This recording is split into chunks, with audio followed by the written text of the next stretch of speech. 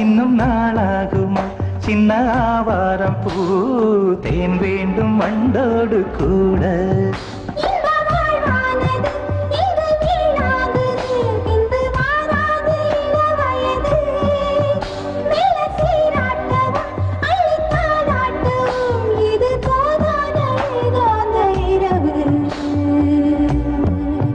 ராக்கோழி ரெண்டும் முழிச்சிருக்கு